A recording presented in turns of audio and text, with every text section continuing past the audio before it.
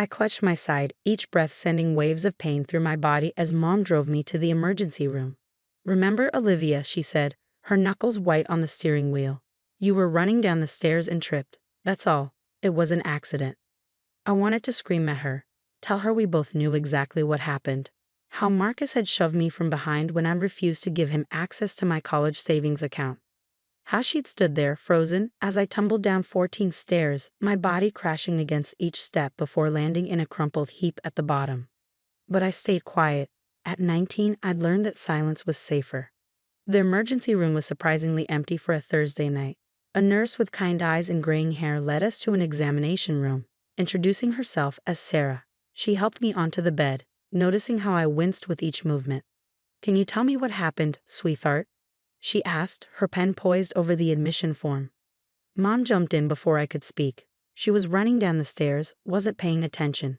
"You know how teenagers are, always in a rush." She laughed, but it sounded hollow. Nurse Sarah's eyes never left my face. "Is that what happened, Olivia?" I opened my mouth, but Mom's warning look stopped me. "Yes," I whispered. "I fell." The nurse made a note, then asked Mom to step out so she could examine me. "Hospital policy," she said firmly when Mom tried to protest. "We need to check for injuries privately." Once Mom left, Nurse Sarah's demeanor changed. "Olivia," she said softly, "I need you to be honest with me. Did someone push you down those stairs?" Tears welled up in my eyes, but I blinked them back. "I can't," I whispered. "He'll know if I tell." She nodded understanding, then began her examination. When she pressed against my ribs, I gasped in pain. "We'll need x-rays," she said. "Several of them." The x-ray room was cold, but the technician was gentle as she positioned me. Each movement was agony, but I bit my lip and endured it. I'd had worse. While we waited for the results, Nurse Sarah kept Mom occupied with paperwork in the waiting area. She brought me ice for my bruises and spoke in soothing tones about nothing in particular, but I could see something brewing behind her professional demeanor. When the x-rays came back, her face changed. She stared at the images for a long time, then called in Dr. Martinez. They spoke in hushed tones, pointing at various spots on the illuminated screen. "Olivia," Dr. Martinez said finally, "these x-rays show something concerning.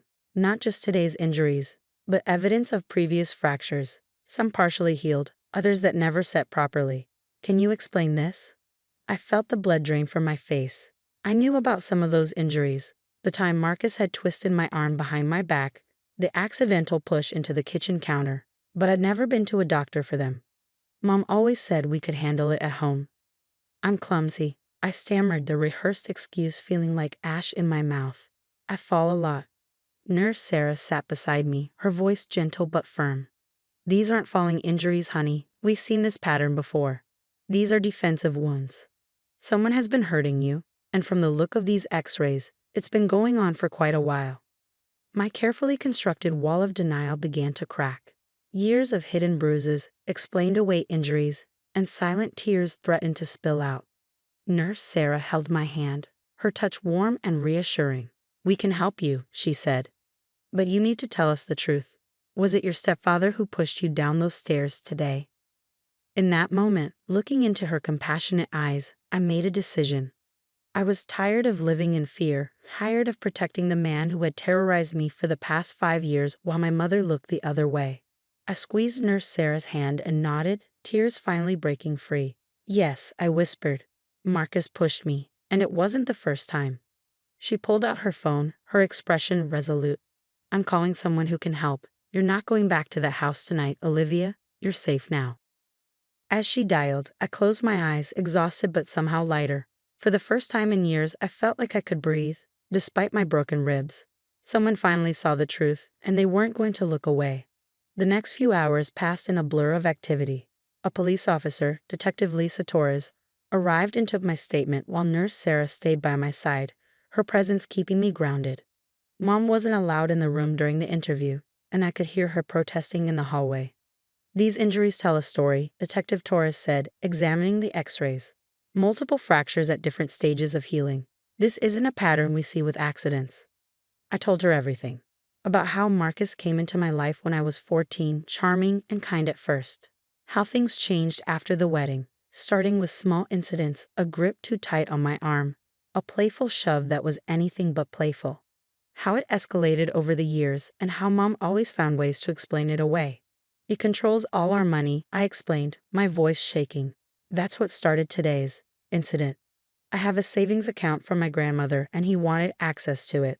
When I refused, he pushed you down the stairs, Detective Torres finished, her pen moving steadily across her notepad. My mom saw it happen, I added quietly. She just stood there.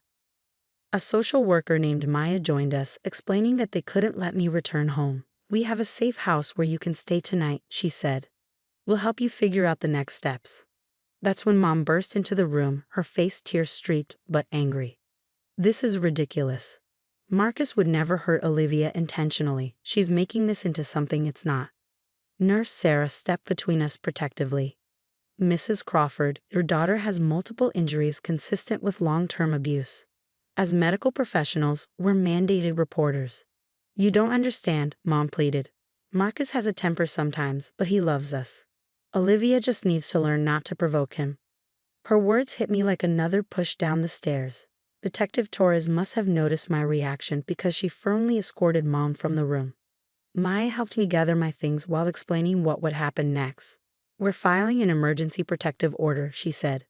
Marcus will be arrested tonight, and you'll be safe at our facility. But what about my college fund?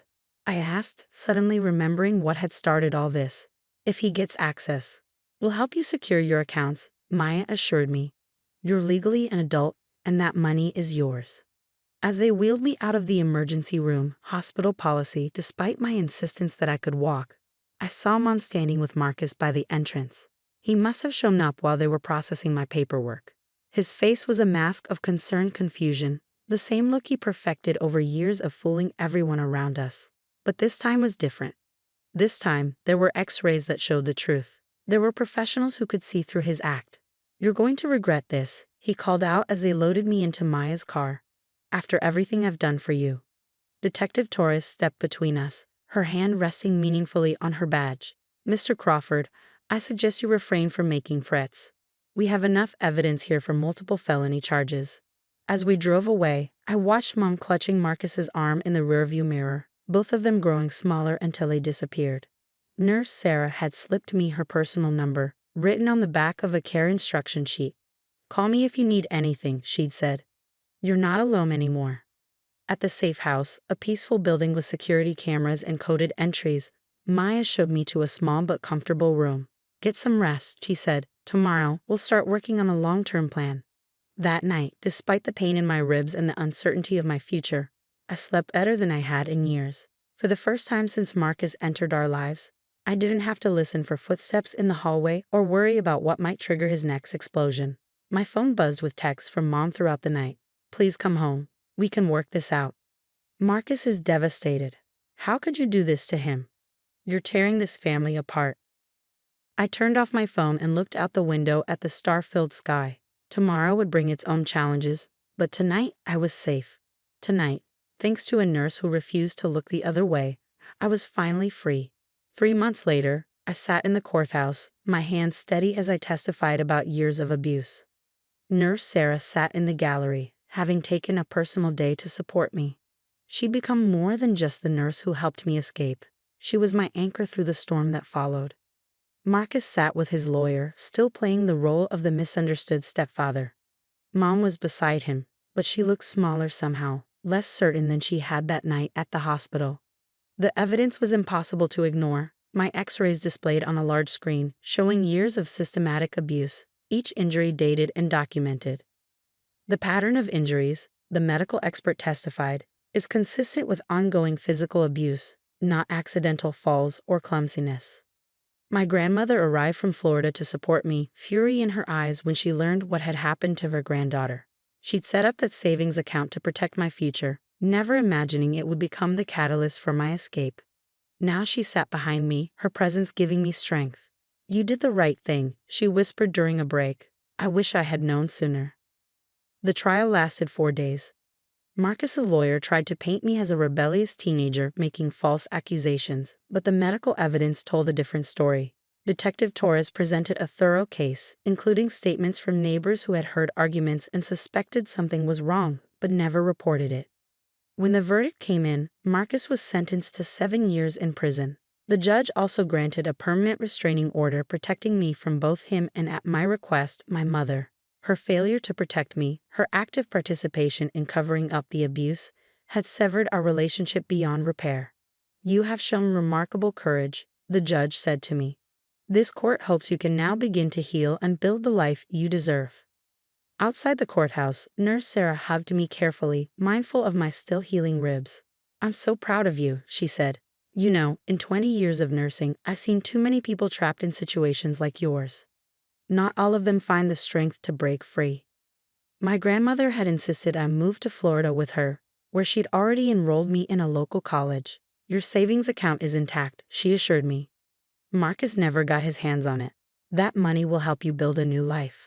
That evening, I packed my belongings from the safe house where I'd spent the past 3 months. Maya helped me carry boxes to my grandmother's car, pausing to hand me a card with contact information for a trauma counselor in Florida. You're one of our success stories, she said, smiling. But healing takes time. Don't be afraid to ask for help. As we prepared to leave for Florida, Mom made one last attempt to contact me, sending a message through my grandmother. I didn't know what else to do. I was scared too. Please forgive me. But I wasn't ready for forgiveness. Maybe someday I'd be able to understand her choices, but for now, I needed to focus on my own healing. The drive to Florida with my grandmother was peaceful. We talked about my plans for college, my dreams of becoming a social worker, inspired by the people who had helped me escape. Sometimes we just sat in comfortable silence, watching the landscape change from familiar to new. 6 months later, I stood in front of a group of nursing students at my local college, sharing my story as part of their training on recognizing signs of abuse. Nurse Sarah had connected me with the program director, suggesting that my experience could help future healthcare workers understand the importance of their role. Sometimes, I told them, all it takes is one person willing to look beyond the surface, to ask the right questions to show someone they're not alone. One person who refuses to accept I fell as an explanation when the evidence says otherwise. After the presentation, a student approached me. How did you find the courage to speak up? She asked. I thought about that night in the emergency room, about Nurse Sarah's gentle persistence, about Detective Torres's unwavering support, about Maya's quiet strength, and about my grandmother's unconditional love. I didn't find courage all at once, I answered. Sometimes courage finds you when someone else is brave enough to stand beside you and say, this isn't right, and I'm going to help you. Looking out at the future nurses, I saw in their faces the same determination I had seen in Nurse Sarah's eyes that night. And I knew that somewhere, another survivor would find their voice because someone cared enough to listen. My ribs had healed, but the real healing was in knowing I had broken the cycle of abuse. I was safe, I was free, and I was helping others find their way to freedom too. Sometimes the worst moments in our lives lead us to our true purpose. Mine had led me here, and I wouldn't waste the chance I'd been given.